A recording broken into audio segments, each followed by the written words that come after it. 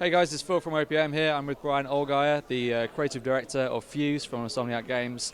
So I've just been playing a bit of co-op. It's been really fun. The thing that struck me really was that each of the 4 characters in the squad has really distinct abilities, and actually their skill set is quite specific, quite different from character to character.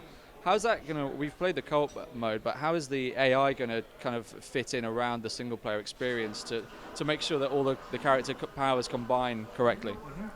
Well, it's always going to be a team-based game. So whether you're playing it single player or with some friends, there will always be 4 characters running along. The bots actually work really well with you. They tend to let the player take charge and move forward.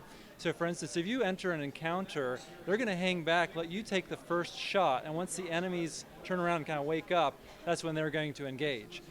All of the bots use their different fuse weapons. So Izzy, if it's a bot, will fire out heal beacons and heal teammates.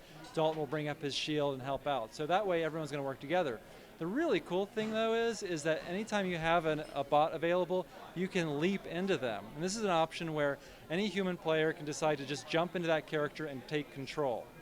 And using the leap ability, I guess let's say you've got someone, if you're playing a co-op game with 1 to 3 players, who's like dead set on one particular character.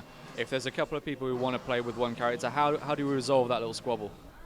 Well, essentially, they're going to have to talk amongst themselves to some degree, and in the lobby, that's where you can kind of pick which character you want. That's where players can talk about that. They can also, of course, leap out. If there's an open bot available, someone can leap out of that character and give that character to their friend, who can then leap into it.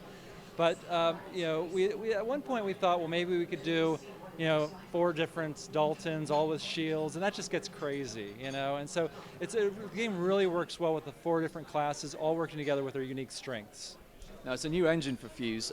Presumably, it must be a real advantage to have got to know the platform on PlayStation over a couple of games, and now this is really a chance to push the limits of the console and really hone in what you've been working on with previous games.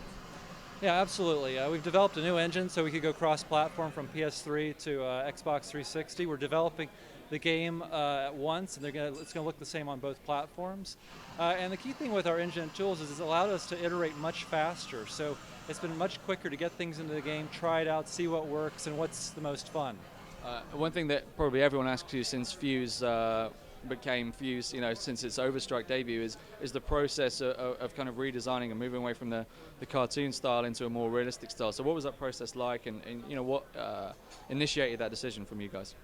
Essentially every IP we develop evolves over time. Resistance was at one point going to be more of a space opera, and then turned into a World War I shooter before it became the alternate 1950s game. Same thing with Ratchet and Clank. It was girl with a stick at the beginning, and so that's transformed quite a bit. And so we're never kind of tied to our early decisions. We're always evolving the game and figuring out what works. And once we stumbled upon Fuse as being this primary alien substance that could drive everything, that's when the game started focusing around that. And it just naturally helped us to make more impactful and more visceral weapons.